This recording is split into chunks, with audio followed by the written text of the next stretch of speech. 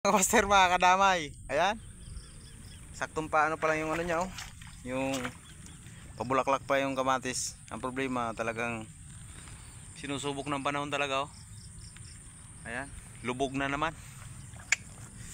Pero dito sa ano, mga kamaster, nakabawi na tayo raw. Halos kunti lang ang punan natin dito, medyo okay na yung ano natin dyan. Kumita na tayo dito sa sitawan natin. Ang problema, sayang, halos 3 buwan ka pang mamimitas dito. 3-4 na buwan ka pa mamimitas. Kaso ito, hindi na kaya to. Hintayin lang natin itong mano kasi no choice. Dahil pang bunga, hindi natin ito masusurvive. Ayan, dahil pang bunga, oh. Dami pa, pausbong pa lang to, kakaumpisa pa lang natin. Halos nakaka 3,000 pa lang tayong ano dito.